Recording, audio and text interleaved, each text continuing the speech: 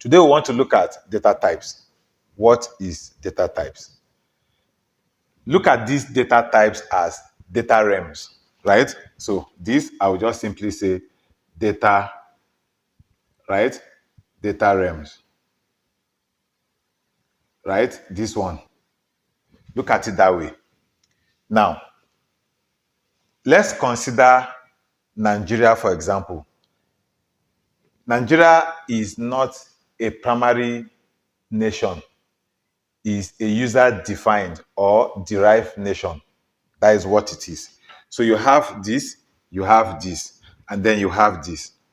So this one can be considered as, so these two, right, can be considered as primary nations, right, that were naturally created. Why this one is a user-defined, right, or derived nation. So this is derived from here and here. So this is a realm of, let's say this one is the realm of float. So these are the different data type. Why this one is the realm of integer, right? And then you want to create this one. This one is structure. So this is a structure realm. So this structure realm is like a table. So this integer is here. This float, or I can call this one character. Let's call this one character. Character data type. So this one is the integer. This one is the character data type, right? So why this structure is the whole of this, which is like a table.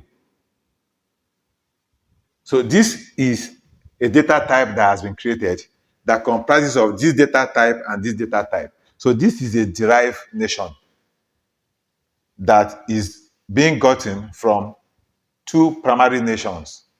For example, Singapore, that is another one, Singapore. Singapore is a derived nation that is gotten from maybe 3 or more different nations: China, Malaysia, India, and even more, right? But those three primarily. So Nigeria is like that too. Now, data types are simply realms where the data are coming from. So having said that, if you understand what I've written, now let's go to really explain them. So we have the primary data type,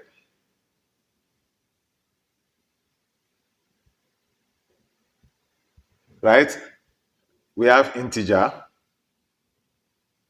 right? Then here we have float, we have character, right? Each of them, there are more. Now, this integer is further broken down into sign,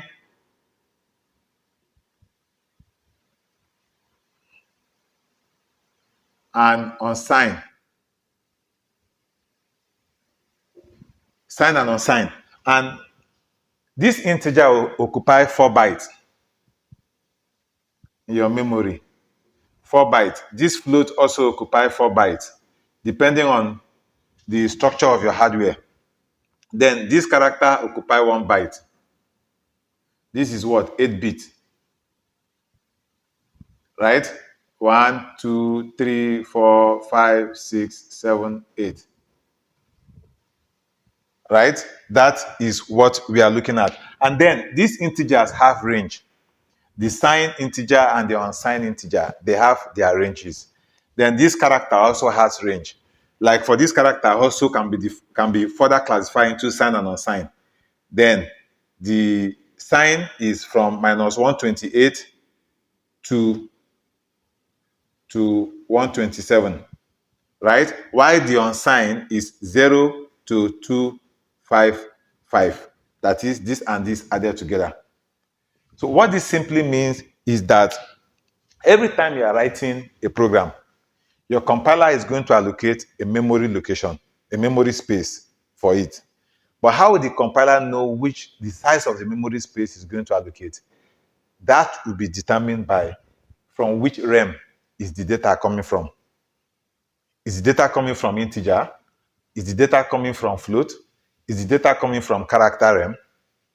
Based on that, the compiler will determine the space it's going to create in your memory for the data to occupy, so that your program can use them.